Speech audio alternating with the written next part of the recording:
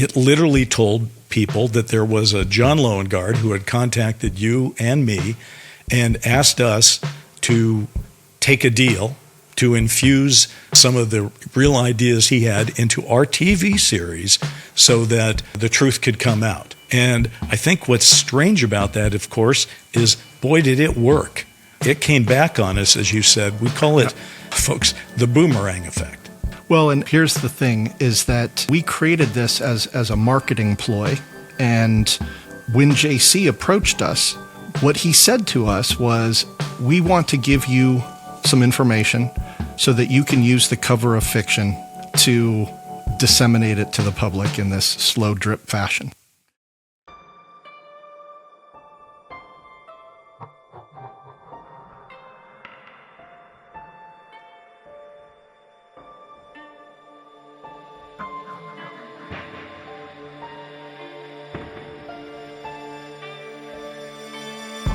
I'm Bryce Zabel. Have you ever wondered if there's a secret connection between Hollywood and UFOs?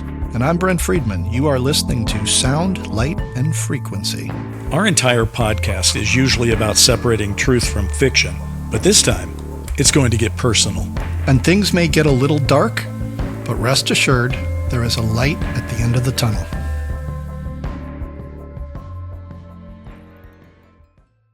So our show today is called Cover of Fiction. Now, in case you don't know what that means, let me just explain really quickly that in storytelling, cover of fiction means basically using kind of made-up plots and characters to explore or maybe even expose some sort of real-world facts or truth or even personal experiences. What that does for creators is it functions as sort of a shield for the ability to tell stories that might be too sensitive or controversial, or maybe even get them into legal hot water.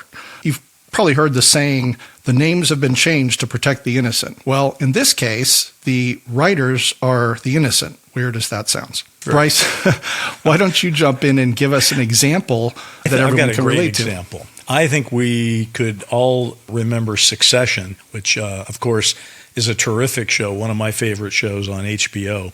And I know a lot about Succession only because as the former chairman of the TV Academy, I go to all the Emmy Awards. And I watched Succession win Outstanding Drama Series 3 times in 2020, 22, and 23.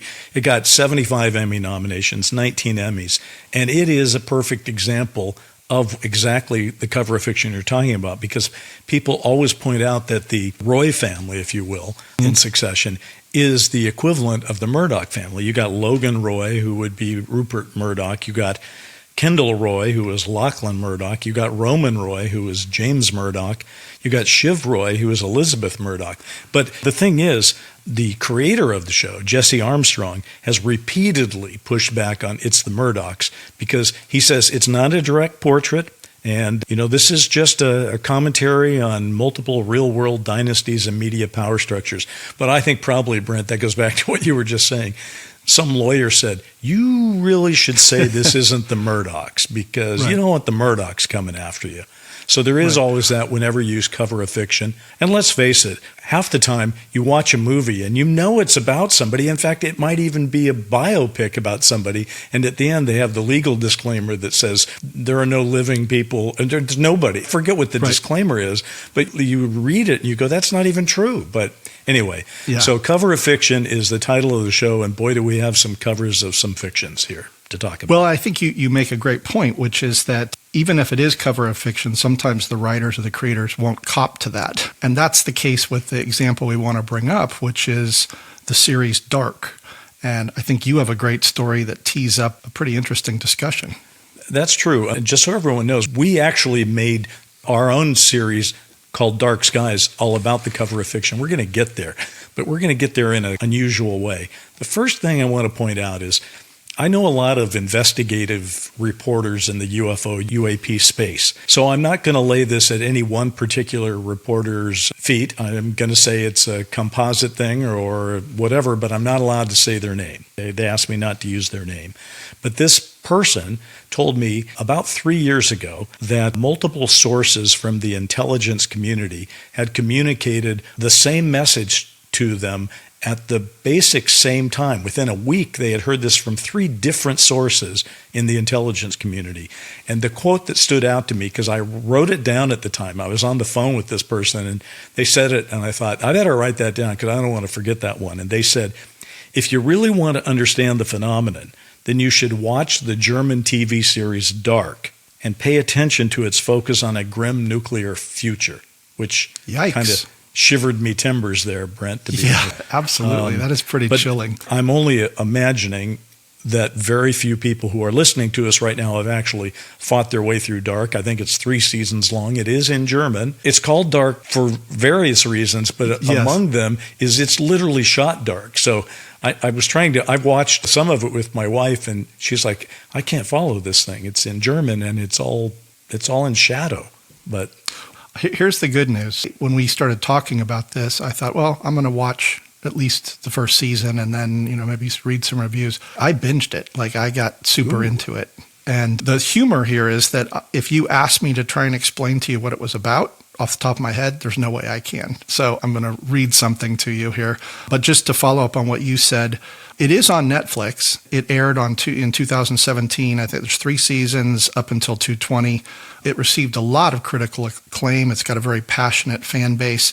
Now, but on the surface, interestingly, based on your quote, it seems to have nothing to do with aliens or UAP.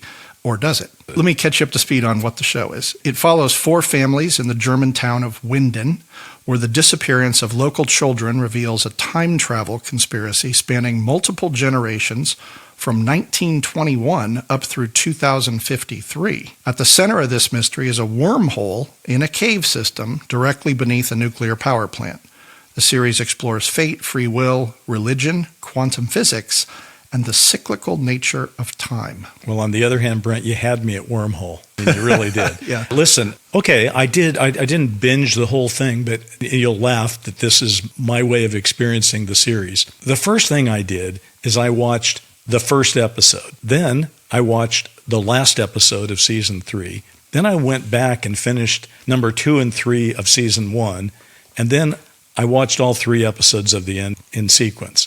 And I still don't understand what it is. Maybe I missed something by leaving out most of season 1, 2, and 3. I don't know. You think? I think it's possible. Well, that's a very interesting way to ingest that series. It makes no sense, but then I thought, this is going to be a wild ride anyway, and it's going to be hard for me to figure it out. And what if I don't make it through all 3 seasons? If we're going to talk about this thing, I kind of want to see the end. And the end did help me a little bit. I'm not going to spoil it for anybody right now, but it helped. Look, I think for anyone who's even seen the show, you're probably wondering, wait a minute, so what does this have to do with UAP and the phenomenon? And let's get into it a little bit, because it's a very interesting series, very well told. In the show, there's an inscription above that cave with the wormhole. It's a Latin phrase that says, Sic mundus creatus est. That was my best Latin accent. That translates to, thus the world was created. Now, interestingly, that's taken from the ancient emerald tablets of Hermes, which is a cornerstone of alchemy, known for that famous quote, as above, so below. Well, so this cave that has the wormhole, Sic mundus, is also not just the inscription above that cave, but also the series' secret society of time travelers who are trying to alter timelines to solidify their own reality. So basically, it's a very complicated story, not unlike the truth about UAP, which everyone finds to be impenetrable at this point because there's so many theories. Now, I know this isn't still an explanation, so let me speculate a little bit on if Dark was, in fact, working under the cover of fiction. Its explanation of UAP, in my mind, would be that aliens are interdimensional, not extraterrestrial. Additionally, they would be infiltrating our timeline to alter it for some unknown agenda, maybe to prevent that grim nuclear future that you mentioned at the top of the show. And then you start to wonder, well, if several people in the intelligence agency are pointing to it, is that what they are pointing to? That idea of time-traveling aliens and somehow our nuclear future. Well, guess what? We've talked about even before on the show that a lot of alien and UFO sightings have taken place around nuclear bases. Yeah. So that's that the first thing I coincidence? thought. When this guy told me this, I thought, well, we do know one thing. Nuclear weapons seem to have gotten the attention of whoever the others are, whether this non-human intelligence seems to have historically been interested in what we do with our nuclear power. It doesn't mean they're extraterrestrials coming from far away to take a look at us. It could be, but as you said, it could be interdimensional.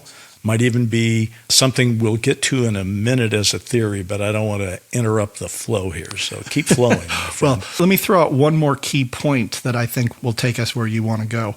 And that is that a very interesting aspect of dark is the idea that free will is an illusion, that we live in what you would call a deterministic universe, which means that the past, the present, and the future are already fixed. And only those, in the case of this story, with access to time travel technology can choose in what reality we actually live in. Now, does that connect to any interesting quotes that you might know about? Well, I'll tell you one thing. There's a government insider, a former CIA officer named Jim Semivan. He was actually one of the people that Tom DeLonge hooked into his To the Stars Academy at the very beginning. And at first he was very reticent to be interviewed. Now he's been kind of a regular, but on Coast to Coast with George Knapp, this is the quote. He says, "There's a whole other reality that surrounds us we just simply don't have the ability to see or interact with," which is a crazy thing for a CIA officer to say. Yeah. And then he goes on, he says, "There is a force out there that can control our environment, that can put thoughts into our heads, that can lie to you, deceive you, and that you are not in control of your life." And listen, I thought the CIA had its hands full putting down coups and things like that in third world countries, but apparently they've got more on their minds. Yes. Again, that sounds very much to me like the illusion of free will. But here's the thing. If dark is prophetic in the ways that those intelligence officers mentioned to a person you know, and Semivan is somehow right in his proclamation, then think about it. It's no wonder that the truth about the UAP phenomenon has not been disclosed, because it's way too disturbing. You know, you think about that, and I don't think anyone wants to hear that as the truth of disclosure. So there is one more element of dark that I want to mention that is not so dark. And this is quite fascinating. It's that the main characters find themselves stuck in kind of a tragic time loop, and they're trying to change it by creating what's known as the bootstrap paradox. Now, that's a time travel problem where something or someone is sent back in time, becoming the cause of itself and creating an infinite self-sustaining loop. Basically, it implies that the item that was sent, the person that was sent, has no actual point of origin or creator. And that is, by definition, a paradox. It's just mind-bending. It is. And by the way, you said maybe they can't tell us anything because it's too disturbing. Another reason might be that it's too confusing, because people have not actually been able to figure out how that works. And a great example of that is a movie, maybe not everyone has seen Dark, but most people have seen Terminator with Arnold Schwarzenegger, which is, I believe, an example of this bootstrap paradox you're talking about. And it was, of course, directed by James Cameron, who we talked about a lot for his work on The Abyss recently. And Terminator, of course, he directed it. And in a nutshell, the plot is that Skynet sends a Terminator back in time, okay, to kill the leader of the human resistance. And the remnants of that robot are eventually used to create Skynet. So I remember trying to discuss this with the people I saw the movie with when I first saw it. And we all kind of said, yeah, let's go get a drink. Yeah. But what has always moved me about the Terminator movie that just makes me smile even today is I think the writers and the director got so wound up well, I guess he was the writer as well, or at least one of the writers. I don't remember right now, but you get to the end and you go, this is a little confusing. I'm not quite sure. Maybe we need something to deal with this. And then there's the voiceover in it, you know, and you and I both know in putting together movies and TV series, quite often in post, you'll go, this isn't quite working right. Maybe a little voiceover here would help. So here's the voiceover from the end of Terminator, read by the Linda Hamilton character. And she says, this is the voiceover. "Should I tell you about your father? That's a tough one. Will it change your decision to send him here, knowing But if you don't send Kyle, you could never be. God, you can go crazy thinking about all this. And I thought that's kind of a good move. The way you get people to say, oh, I guess it all makes sense is to say, you'll go crazy thinking about it, so don't think about it too much, just enjoy the movie. And I think that's probably solid advice, Brent, if you're talking about a movie. You got a friend that overthinks everything and you go, you know what, the problem is you're overthinking everything, you should just relax and listen to the movie. But that doesn't apply when you're talking about real life. If it's your life, if it's the nature of your existence, if it's about what reality really is, I don't think you can tell somebody, don't think about it. It'll just confuse you. Reality is reality. Very true. I'm going to overthink dark one more time, because as we talk about all of this and lay all these ideas on the table, there's one more thing, and this is basically my final take on dark. Based on everything we've heard, here's my theory. What if humans from the distant future have been coming back to steer our progress from the shadows, letting us believe we still had free will, and they have an agenda to intervene, if necessary, and prevent a catastrophe, natural or man-made, in order to somehow fix or improve their own future. But wait, there's more. Okay, what if the future humans have become so mutated that they look like grays? So what we call aliens are really us from the future. And all this high-stakes activity going on Earth right now in the 20th and 21st century is what brings real aliens, extraterrestrial and interdimensional, to our planet. That's my theory on maybe what dark is trying to tell us through the cover of fiction. Well, my friend, we agree about that because I have that theory as well. The only difference between us right now is I wrote a movie about it, which we're going to talk about soon.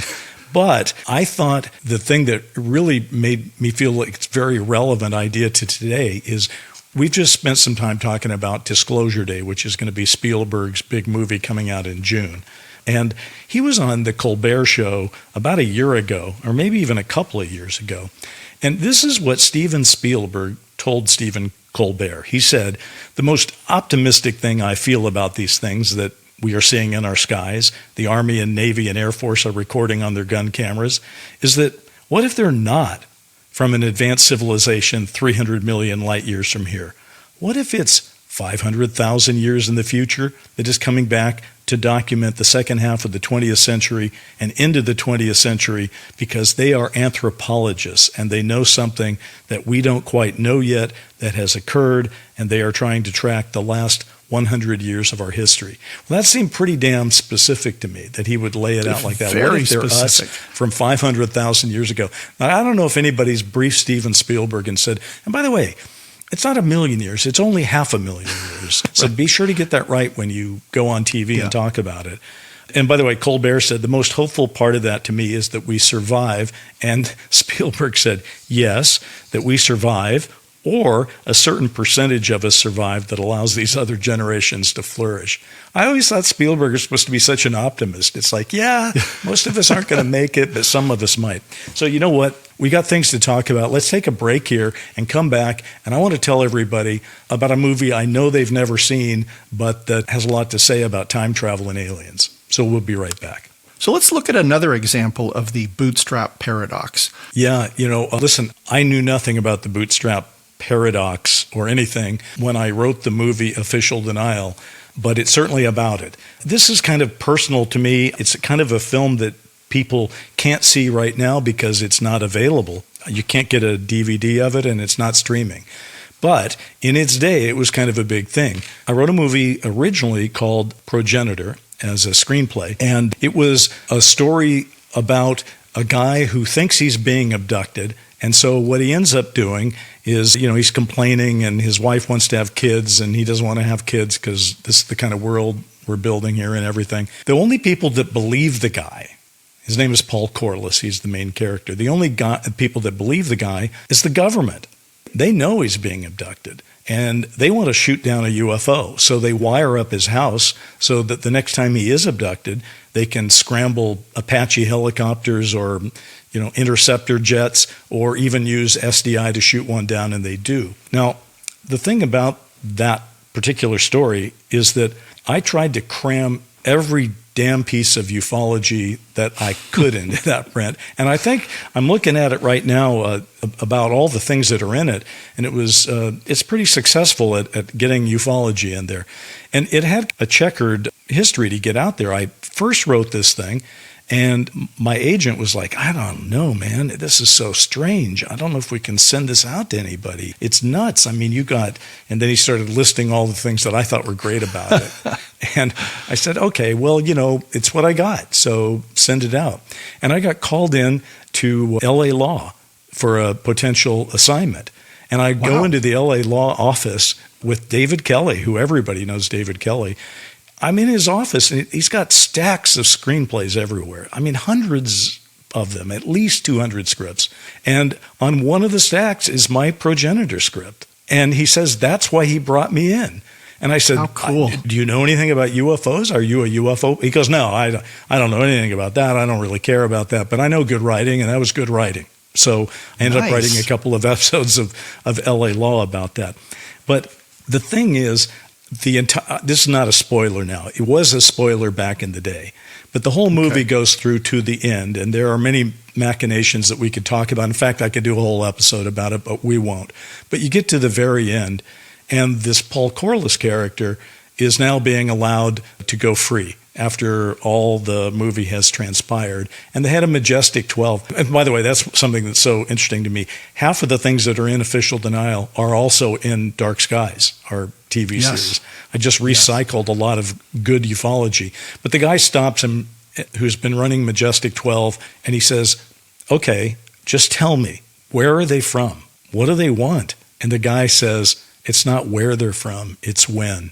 They're us. Oh. And that's basically the Rod Serling Twilight Zone twist of the entire movie. And so the thing about it, and then I'll turn it back over, when I aimed for the they're us from the future thing, it wasn't because I thought they were us from the future, like Spielberg is positing. I mean, I could posit it, but I had nothing to base that on. I just thought, well, that's a very cool twist. Why would you be abducting people? Maybe you need to study the DNA. Maybe there's something wrong, maybe whatever. So, yeah, Official Denial was the first original film that the Syfy channel ever made. So that's my distinction right now. Thank you. And I'm happy about that. And I wish that somehow it could be on TV again, and maybe somebody will hear this and make that happen. That would be a lovely thing. So one other thing I want to talk about with regards to Official Denial is when we first started talking about that movie, you had mentioned that you weren't exactly thrilled with the way it turned out, the way it was produced. I think you have a funny anecdote about that. I don't know if it's an anecdote, but I'll tell you what happened. The darn thing just didn't get a big budget. I wrote it to be a big feature film that Steven Spielberg would direct someday as his follow-up to Close Encounters. That was kind of my imagination running amok at the time, thinking that would be a lovely thing. But at the end of the day, the people that wanted to make it were at the Syfy channel, and they didn't have a lot of money. They didn't have Spielberg signed up to direct films for them, and they didn't have the money to make a big film. So we had, I think, a $2 million plus budget, which is nothing. And it wasn't much more than nothing back in 1993 when they shot it. But they thought, well, we'll make some more money advantage if we shoot it in Australia. So the director, Brian Trenchard Smith, took my script and ran off to Australia to shoot this thing. And he was lovely. I mean, he would call me and we would talk a lot about what was in the script. But a decision was made. That's all I can say.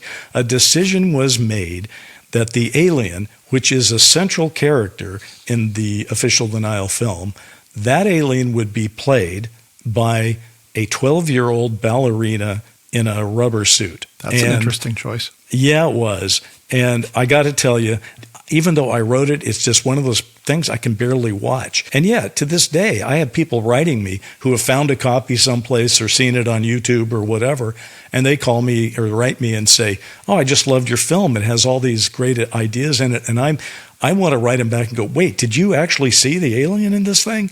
But they didn't care because they sort of looked at it like a play. So it didn't have to be as authentic as you might imagine. So God bless those people who said that. And you and I did learn one lesson from it. We took a look at official denial, which is on the day you told me your Harrington story, I told you about official denial. And one of the things that we decided from my experience was, let's not put young girls in rubber suits and expect people to think that they're an alien. You can't really move your face. No. You can't move your mouth. You can't move your eyes. It's not a good look. And so at least for Dark Skies, we rejected that possibility and went for some other aliens that were not still as good as you could do today, but they were better. So yeah, that's my one caveat to the whole thing. But just to tell you the things that are actually in official denial, you got Majestic 12, you got My Labs, which are military abductions, right? You've got Native Americans who know more about what's going on because of the time travel aspect than anyone else seems to know. You have a guy getting given a choice. We'll tell you everything you need to know, but then you work for us, which we did with Carl Sagan in Dark Skies. Yep. That appears in official denial first. He gets handed a Majestic badge, which of course is what happened on the night of our Dark Skies party. We gave everybody a Majestic badge, and there's an autopsy in it. There's a conversation about disclosure and how it would lead to mass panic and the collapse of institutions, which is like the book I wrote with Richard Dolan. I mean, I was reviewing this before we went on the air with this, and I thought, my God, I've recycled everything I've ever thought about the UFO topic, and I've been doing it since 1993. So I feel kind of bad I'm recycling, but I think it may be that some of the things that are in that movie are actually accurate. And that's why we've gone back to that well from time to time. But yeah. I mean, absolutely fascinating. It's, in a weird way, official denial is like a greatest hits of ufology kind of story beats. And like you said, they keep getting reused because they're very durable, right? They're very interesting. And so, yeah, I think if you haven't had a chance to see official denial, I recommend going to check it out. And if you can ever find a copy anywhere. Yeah. I'd like to say that it's a government conspiracy. They are suppressing official denial, Brent. Yes. They know that if the public gets a chance to see this movie I wrote, that all hell is going to break loose. So they're doing the only thing they could do. That's exactly what they're doing. Well, so now the other thing that I thought was interesting about official denial is that you actually said that you were inspired to write the script because of Communion, the Whitley Strieber book. Absolutely true. So tell me a little bit about that. You know, here's the thing. If you just go back in history, just so people know, Whitley Strieber, of course, is the guy who wrote a book called Communion, and then it became a movie called Communion a couple of years later. But he is like probably America's best known abductee because he's written 7 books about it or whatever. And I will tell you how I got inspired by it. But first, I want to just tell everybody what exactly it is. The book was published in 1987. It's called Communion, A True Story. And it is Whitley Strieber, who is a writer, a novelist. It's his intensely personal and autobiographical account of what he says about these continuing nighttime nightmares he's having at his isolated New York cabin, and followed by lost time and recurring flashbacks and this sense that his own reality is unraveling. But what people mostly remember about it, Brent, and I'm sure this will be true for many of the people hearing this, is the cover of the book is an image of what we now believe are the Greys. And it's such a haunting, evocative piece of art that is on the cover of that it has stopped people in their tracks, which is exactly what it did to me. I was in a Barnes & Noble, because right now we have the internet to do research. But back when this was coming out, when I needed to do research on a movie I was writing, I would go to Barnes & Noble. It was like going to the library, but I got to buy them and take them home. So I was in a Barnes & Noble. This is the last days of the Reagan administration. And I see this table with 100 of these Communion books on it. And I pick up this book. I had an armload of books I was going to read, and and I was ready to go buy them. But I look at this thing, and I put all of the books down that I was going to go buy, and I marched straight up and bought it, took it home, and read it. And it freaked me out. It was that iconic face come to life, and also the sense that Strieber was authentically disturbed. But now here's the thing that makes it such an interesting off-ramp in ufology. At the time the book came out, Strieber was an established novelist, all right? He was the guy. He was a man who was writing these wonderful books, and some of them were made into movies. The Hunger. Wolfen was one. The Hunger, yeah. What was the other one? You saw it Wolfen too. and The Hunger Yes. were two movies that I saw when they came out, and I loved them. That was my introduction to Whitley Strieber, was not through the book Communion, but actually through those movies. Right on. So I had enjoyed those books, but the ones I really got turned on by were two that he had written, one called War Day, which was the aftermath of a nuclear war, a limited nuclear war, and what that would be like. And it was riveting. And Whitley Strieber is a phenomenally talented writer. I mean, he just knows the English language and how to put it together.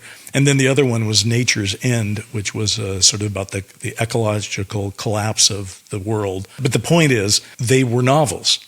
So his book, with that face on it, says Communion, a true story, and it's supposed to be autobiographical. And the first thing I thought was, well, maybe what he's done is he's written a new novel, but in order to make it feel very present and scary, he'll make it his story.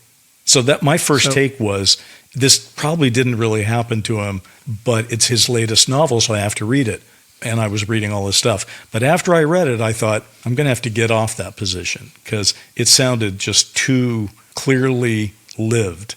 So I'm curious, at what point did you read the book and what did you think of it? So something you just said is we're talking about the cover of fiction. It sounded like, and I've heard this from other people too, that the suspicion was that he was writing under the cover of nonfiction.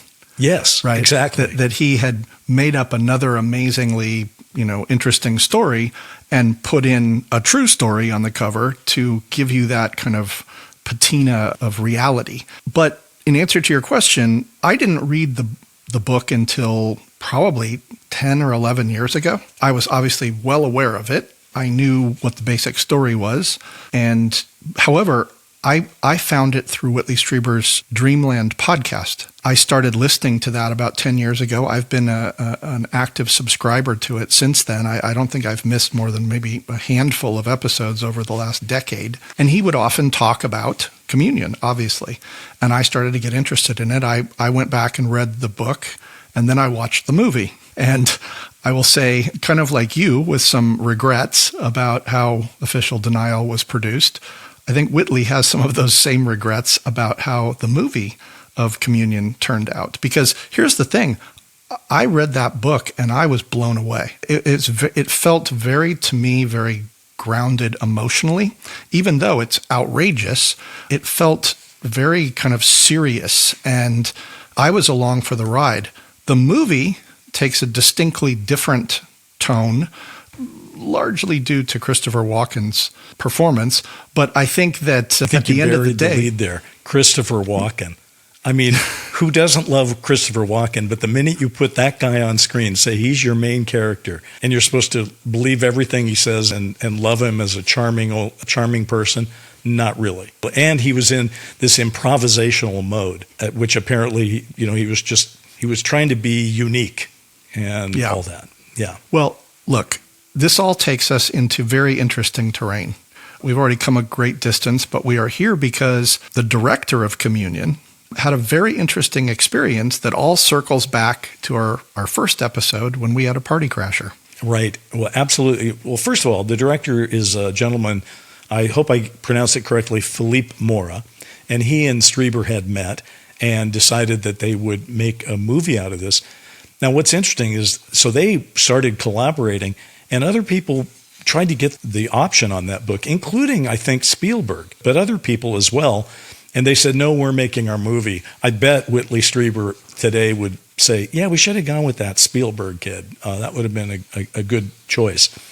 But what is fascinating about this, though, we've told our story about how JC crashed the Dark Skies party, said he was from ONI, the Office of Naval Intelligence, and they wanted to talk to us about using our show to incorporate certain ideas into it. Well, guess what happened with Philippe Mora? This is from an interview from a site called Flashback Files. He says he was followed by someone in an airport who he kept seeing this guy, but then, you see people several times in the airport, didn't think too much about it, but he'd seen him a couple of times. He takes his seat and the guy is sitting next to him. So I wrote down his telling of the story. So rather than me tell his story, I'm going to let Mora tell his story so that we're accurate here. This is what he said in the flashback files. After the film was made, I flew to San Antonio to see Whitley, who was living there at the time. And I was followed by a guy that looked like Robert Redford in that CIA movie. He was right behind me as I checked in. When we get on the plane, the guy is seated right next to me. And he started chatting, and he said, "What are you doing in San Antonio?" I said that I was seeing my friend Whitley Strieber and that we had just made this movie Communion, and he said, "That's the best movie ever made about alien abduction," and he asked more questions. So at one point, I just asked him if he was a journalist, and he said, "No, sir." He opened his jacket and showed me a badge which said Defense Intelligence Agency, or DIA, which, by the way, I'd never heard of, Mora says, but subsequently I've learned that it's like the CIA of the Pentagon. Now, and this is Mora speaking, I have to abbreviate the conversation because this guy and I talked during the whole flight from San Antonio to Los Angeles. He asked me if I had ever met any aliens. I said, "No, sir, I haven't met any aliens." He said, "Has Mr. Strieber met any aliens?" And I said, "Well, he thinks he has, but I don't know." So the questioning was like that. It seemed to me that they were really interested to know whether it was a hoax or not. But it wasn't a hoax. I mean, Whitley did believe it. Pretty interesting, huh? Wow. Yeah. That's fascinating. It reminds me of our conversation with JC, right? When he said, "You got a lot right." He was so complimentary about what we'd done, and it was a great entree. It was a great way to kind of grease the wheels and get us talking. So similar technique used by an intelligence agent strikes me as possibly pre-planned, not the coincidence that it might have looked like. But be that as it may, a couple other things that are interesting, sticking with Whitley for a moment and his point of view, because he's had such a unique life. The sum total of his experience is not in the Book of Communion. He's written many books. He's had a lot of incredible experiences since then. And when you talk about official denial possibly being like a unified field theory of ufology, his life is like a unified field theory of ufology. Yeah. And there's just two quotes he's said that I want to share because I think it gets to the essence of not just Whitley, but also what we're dealing with or what we're trying to make sense of. Here's one of them. This is Whitley Strieber talking.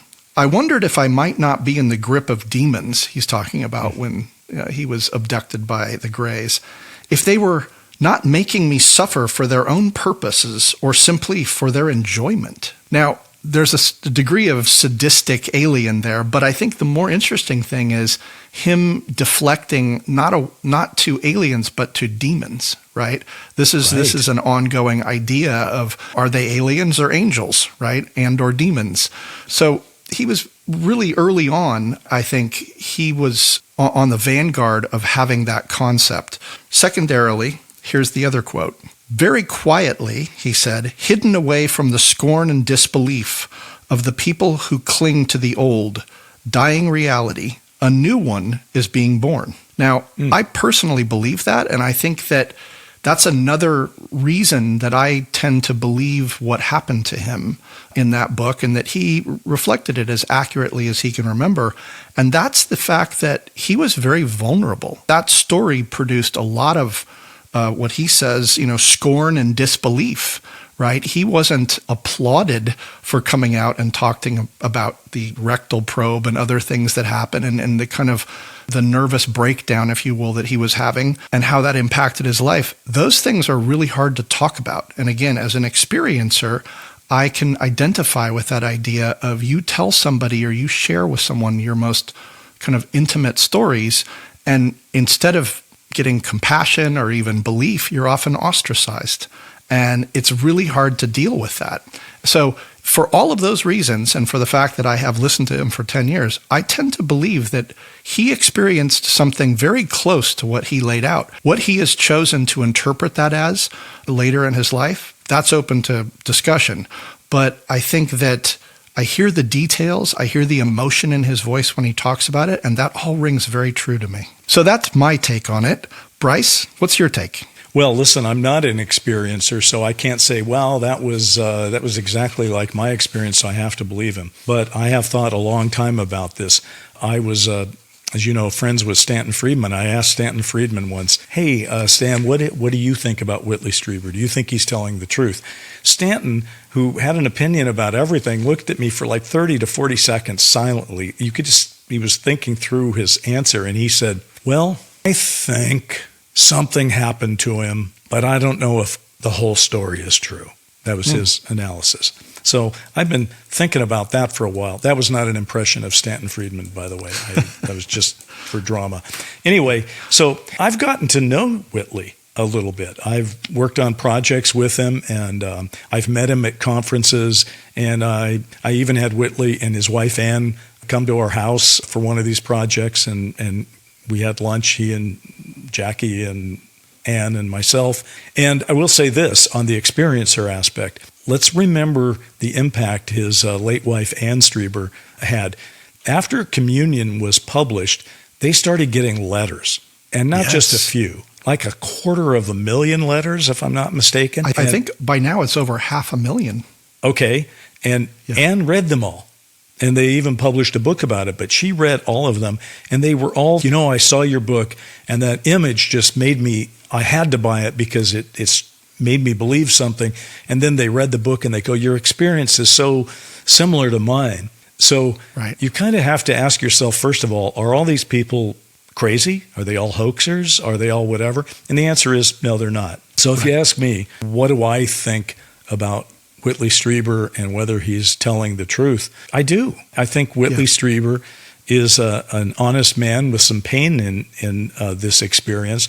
I know it cost him money and career too, because instead of churning out a novel every year, he was churning out alien books, and some of them did better than others, as you might imagine. But I think his passion and his attention to detail speak very strongly to the fact that one of these happened to him. One of the most discussed reasons for using cover of fiction regarding the UAP phenomenon is what's called ontological shock.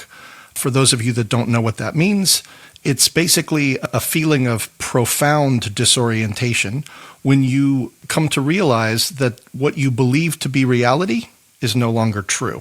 Now, there's a feeling amongst some of the people at the very highest level, those who know the truth about the UAP phenomenon, that humanity is not ready for that truth. And if you think about it, that's a very convenient way of spinning the secret keepers as noble, that they are somehow trying to protect us from this awful truth. So to put this in full context, when we created Dark Skies, our main character was someone named John Loengard.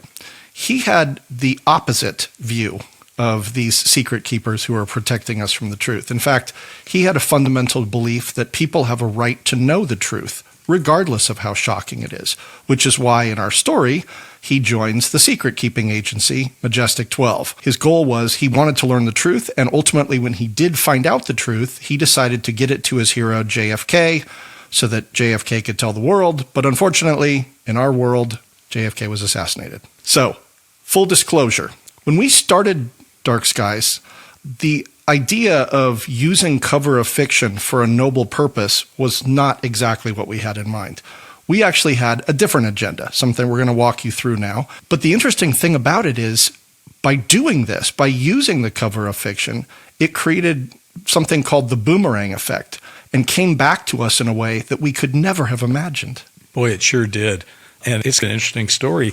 I just want to pick up on a couple of things. First, whenever we start to talk about Dark Skies, I feel like, look, it was a long time ago. People need to know what we're talking about. It is a NBC television series, a 1-hour drama, an alien invasion story set in the 1960s. And Brent, you and I created that for the network. And it was a big deal when it was on the air for NBC. So anyway, that's what it was. And one of the things that was so great about it, you mentioned the people have a right to know. That's what John Loengard believed. But what was so great about the series is it became kind of a conversation about disclosure disclosure of UFO reality and whether we should or should not get involved with that ontological shock. And the way I always explain it to people is we had two major characters. John Loengard said, the people have a right to know, which is sort of the journalistic point of view and the pro-public point of view. And the head of Majestic 12, who was Frank Bach, always had the point of view of Jack Nicholson. You can't handle the truth, right? And what we loved about it is that they both were right. That's what made it such a fair fight. Yeah, that's true. Bach could make a real argument that if we let this out right now, people are going to freak out and the world as we know it is going to fall apart. And we got to keep ourselves together because there's aliens on Earth and we can't let that continue. And Loengard is right, because if you're going to fight something that is ontologically shocking, you better know what it is. So There you go. Okay, so let's talk about John Loengard. I feel like that's the kind of way that we can get into what you were talking about and make it clear how Cover of Fiction not only happened, but came back and bit us pretty strongly at that party that we've talked about several times here. So, okay, here's how John Loengard, the main character of Dark Skies, came to be. And it's not a simple story. It starts in 1991 when I was pitching a series called Sightings. And this is not the Sightings that people remember, the one that was a reality show that got on, I think, Fox. This is before that. And I was pitching a UFO hour drama called Sightings, and I had a main character named John Loengard. That's about the main comparison to our Dark Skies. And that series got pitched at all four networks, and all four turned it down. So there you go. That didn't happen. That happens. Yeah, it does. And in fact, just a sidebar, I once pitched a show with Morgan Freeman. It was called Harley and Davidson, Attorneys at Law. And it was about two motorcycle guys that were driving around the country. Freeman was in love with this idea. They were driving around the country and they were doing law and stuff like that, which I don't even know if it's reasonable to do that, because I think you have to have a law license in whatever state you're in, and they were driving around. But Morgan Freeman went, God bless him, to every single network. He sat in the office. He told the story with me. We sat on the same couch. And it was a thrill for me because, who doesn't love Morgan Freeman? Yeah. And yet, what do you think happened? Let me guess. No one bought it. No one bought it. Otherwise, I'd be the guy that created the Morgan Freeman show. It did not happen because sometimes networks go, well, that's just, it was lovely meeting you, Morgan, but whatever. So it does happen where, pretty good ideas just are the right idea or the wrong idea at the right time or whatever. Anyway, flash forward a couple of years. I'm working at Lois and Clark, and I'm coming off Official Denial, my Syfy channel film that you and I have talked about in this episode and other episodes. And I get a phone call in my office at Lois and Clark, and it's some guy who says he's seen Official Denial and he has notes. If that sounds familiar, yes, it is familiar. There was a guy calling me saying he's got notes on my thing, but that happens from time to time. They're not all like our JC saying I'm from the Office of Naval Intelligence and I have notes.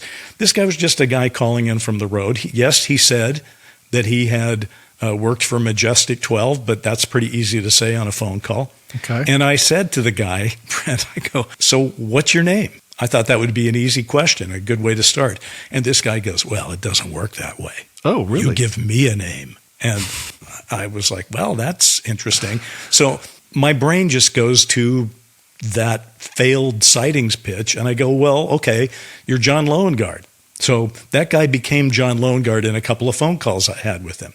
Okay. So that's where you come in. Okay. Now, about a year or so after that, you and I are having our now infamous lunch at the Ca del Sol Italian restaurant in Universal City, and you tell me about Harrington. John Harrington, right. Right. So now we've got two Johns in our lives.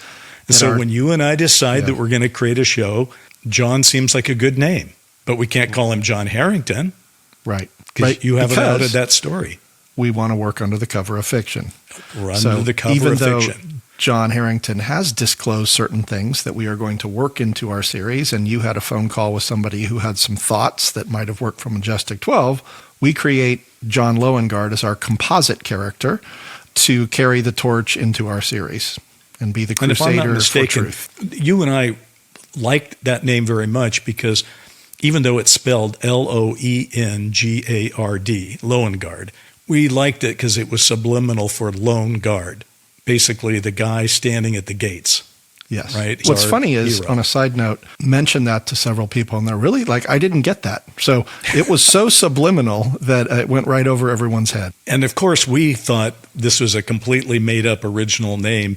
And as another sidebar to the John Loengard story, while Dark Skies is in production and is deep into production, and it's like halfway through the season, we get a phone call from a Life magazine photographer named John Loengard. And he's saying, why are you using my name? And we're like, wait, who are you?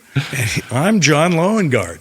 Yeah. So, and it's spelled Loengard, something that I thought I made up in 1991. So, okay. So that's the backdrop for this. This brings us to the letter, the real cover of fiction. The real cover of fiction. So you and I are creating this show, and we get this idea that we should tell the story under the cover of fiction. That's a lovely little embrace of our idea because we want to use it in this briefing book that we're coming up with, where it's basically going to be telling whoever we're pitching the show, hey, we need you to put this television series on the airwaves.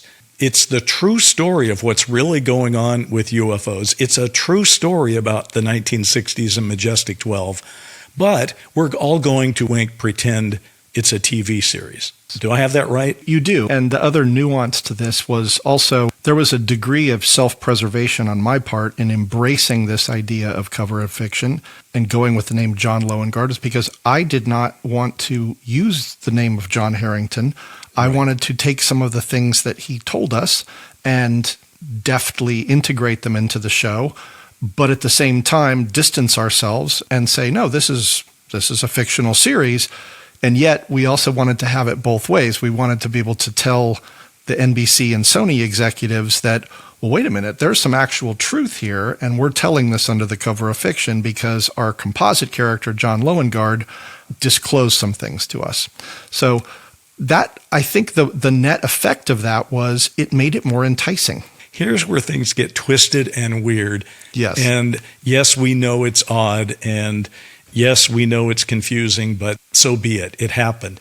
So while we're planning these notebooks and we're building them, I mean, we're going to, as you pointed out a few episodes back, we're going to the Kinko's and making all these color copies of things and making this super secret notebook. But we thought, it just misses something. What is it that it could have that would give it that marketing twist? And ladies and gentlemen, for those of you who are watching, this is a copy of the Loengard letter. For those of you not watching, I'm holding up a short little letter that is signed by a guy named John Loengard. And I'm going to read it to you now. And of course, Brent, it's a little over the top, but that was kind of the point at the time. It's dated January 2nd, 1995. So this is almost a year before we actually shot the pilot, the 2-hour pilot. Right. And it says, Bryce and Brent, the truth must be told. You have been chosen as instruments to achieve this objective. The truth, however, must not be represented as truth. Too many people who are needed in the struggle will die. The cover of fiction must be used to present this truth. Those who fear the light will not want to bring attention to you by allowing your death. This is the only way. Do not be afraid. The fight for humanity demands your courage. John Loengard. We were so brave, Bryce. We were so brave. Anyway, so that was the conceit, and we stuck with it, and people enjoyed it. And just so everyone understands, that letter, a copy of that letter, was the very first thing in the briefing book that we took to ABC, NBC, and CBS on that fateful day. And it literally told people that there was a John Loengard who had contacted you and me and asked us to take a deal, if you will, to infuse some of the real ideas he had into our TV series so that the truth could come out. And I think what's strange about that, of course, is, boy, did it work. It came back on us, as you said. We call it, folks, the boomerang effect. Yeah. Well, and here's the thing, is that we created this as a marketing ploy. And when JC approached us, What he said to us was, we want to give you some information so that you can use the cover of fiction to disseminate it to the public in this slow drip fashion. So, my head is spinning. Keep going. Yeah. If you think about that, it's mind-boggling because we put out this idea of a person coming to us, telling us to use the cover of fiction, and then lo and behold, at the premiere party, he walked out of your bushes and came and said just that. Now, if you think about it, either A, it's just a coincidence, or B, he did say he had read not just our pilot script, but our entire Bible.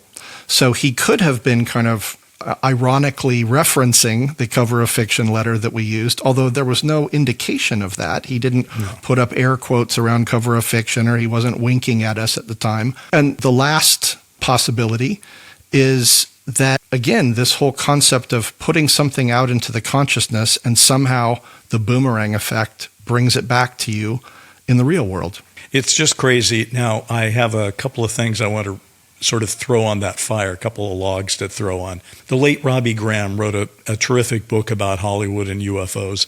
It was called Silver Screen Saucers, and it's still available now. And he wrote extensively about what happened to us at Dark Skies in his book. And one of the things he said that feels so relevant right now is he said, no Hollywood product has so actively sought to blur the boundaries between UFO fact and fantasy as the NBC TV show Dark Skies. So when that happened, we weren't thinking that JC was going to come out of the bushes at a Hollywood premiere party. We were just trying to blur fact and fiction into the sales and marketing of the TV series. He goes on to write, the Dark Skies Bible and the Loengard letter in particular exemplified the now complete inseparability and symbiosis of the ufological fact and Hollywood fantasy, which is a nice way to say what we were doing. Loengard's statement to his creators that they had been chosen as instruments to tell the truth about UFOs under the cover of fiction would later ring disturbingly true for Zabel and Friedman. So, yeah, that happened. And to this day, honestly, Brent, I'm glad we're doing this thing because at least we have the time to explain it. When I've been at like a dinner party or whatever, and I even attempted to try to explain this, it made no sense, and I just dropped it. So with the extra time we have, you can lay it out. I think we really did intend to put a lot of true things into the TV series. Yeah. That's true. Our whole concept was, let's tell a story in the 60s where all the things in the 60s and all the people in the 60s are part of our story. So we have all these wonderful characters in it, everyone from, we had, John Lennon is in it, Carl Sagan, Betty and Barney Hill are in it, J. Allen Hynek, Jim Morrison, you name it. I mean, they're all in this thing. So what we were trying to do was blend fact and fiction under the guise of a drama. But our bigger point was, folks, these UFO events actually did happen. And we were just sort of filling in the blanks around them. Yeah. Little did we know that we would be sucked into it. Well, and you referenced Robbie Graham. He also had another interesting quote about Dark Skies that'll take us to the home stretch of our episode here. Okay, so I hope that, listen, I'm sure people will be leaving quote comments with question marks across them saying, what? But that's what happened, and we can revisit that again. But here's how Robbie Graham ended his discussion of our show. He says, the show was dark in name, dark in themes, and dark in visual content, with violent and intense scenes in most episodes. So, Brent, not only was it called Dark Skies, according to Robbie, we were dark. And that reminds me of something. Yes. Well, now we're back right where we started from with the show Dark. And the whole concept of this truth that everyone keeps saying at the highest levels needs to only be dispensed under the cover of fiction must be incredibly dark.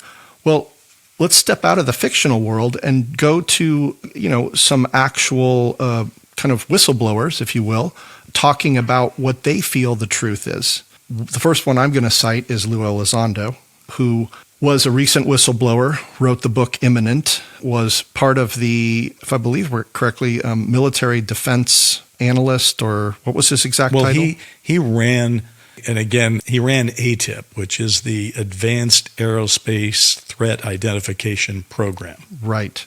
Right. Although people argue to this day about whether he really ran OSAP, and I get so confused, I'm not even going to wade into those waters. Yes, I know. It's tomatoes. So anyway, Lou Elizondo did an interview with Jai Mungal on his Theories of Everything show, where Kurt asked, if the general public knew or saw what you saw, what would the next week look like? How would the public react? Elizondo's response was somber.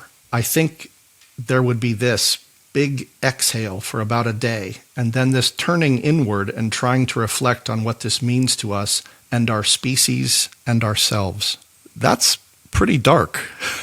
That's dark. He's choosing his words carefully. That's a great quote. And he goes on and says in other interviews, multiple times he asks questions about, well, maybe the truth is we're not the apex species, the apex predator we think we are here on planet Earth. Well, that's disturbing. I would call it dark, but it certainly throws into question how we might feel about our tendency here on this planet. Well, exactly. And so then you have to ask the question, are people at the top in the know correct in saying that this truth cannot just come out unvarnished, that it needs to come out slowly under the cover of fiction? And as much as everyone in the UFO community gets frustrated by that inability to have full disclosure, maybe there is something to be said for protecting us from ontological shock. Well, clearly, Brent, if our own show is any example of this, stuff's been going on since the 50s. There have been alien movies. Well, and long before that, there were alien serials and alien books and alien this and that. Aliens have been around for a while. So if the idea was to avoid ontological shock by showing people alien movies and stuff, well, then mission is accomplished, in my view, at this point. I mean, we've been doing that. Yeah. Anyway, I know this episode has gotten dark as well, and I feel like now we owe it to the viewers and the listeners to try and bring things back up a little bit. I have a way to lighten and brighten the show for an ending, maybe. It's a personal story, and I think it's relevant and maybe nice. I've made it clear that I got elected to be the CEO of the Television Academy right before 9/11. So my first job was to cancel the Emmys, and we set them up for October 7th, and then we invaded Afghanistan that day, so we canceled the Emmys a second time. And if you want to have a dark time in America, that was a dark time. And in Hollywood in particular, there were a lot of people who were questioning, as was I, what is the relevance of an award show in a time of national tragedy? Maybe we should just forget about them and move on. So that was hanging over us. And there were a lot of celebrities and producers and all that questioned whether we should even keep rescheduling the Emmys. In the midst of that, while that discussion is ongoing, we had an event that had been previously scheduled, which was an event to honor Gregory Peck. And it was in the Academy Theater. And Gregory Peck was getting up in years. He didn't live much longer than this. And he was waiting for the event to happen. And I was there getting ready. I was going to introduce him from the stage. So I thought, well, I better go up and say hello. So I go up to Gregory Peck and say, Mr. Peck, I'm Bryce Zabel. I'm going to introduce you tonight. How you doing? Can I get you anything? That kind of thing. And he was very pleasant, very nice. And we had a nice conversation, including the fact that he actually, the head of the Motion Picture Academy when Martin Luther King was assassinated. Oh, and wow. I believe they postponed, but they still did them, and he gave a memorable tribute to Martin Luther King. So with that kind of in my mind, I thought, I'll ask him about it. And we talked about it, and I said, Mr. Peck, a lot of celebrities who have to be on the red carpet are trying to figure out, well, how should I handle this? What is the right way to be on a red carpet during this time? And I got to tell you, it's such a great moment. It's seared in my memory. The guy did not miss a beat. He's up in years, didn't take a second to think about it. He looks at me and he goes, well, I would be sober, but not somber, with a twinkle in my eye, to assure the people that everything is going to be okay. And wow, there's your word, somber. Yeah. He said, I would be sober, but not somber. And there is a difference. There is a difference, and those are words of wisdom, and I would expect nothing less from someone like Gregory Peck. So maybe as we walk our way through this over these next episodes and talk about the debate about disclosure and what's going on right now and how it should all be handled, I'll just say it again. I would be sober but not somber, with a twinkle in my eye, to assure the people that everything is going to be okay. Sound, Light, and Frequency is an iHeart podcast produced by Stellar Productions. It's executive produced by Nick Johnson, and for Stellar, Jackie Zabel. Our show's music was written by Anna Stumpf and Hamilton Lighthouser. And your hosts and executive producers are Bryce Zabel, that's me, and Brent Friedman. Watch the skies.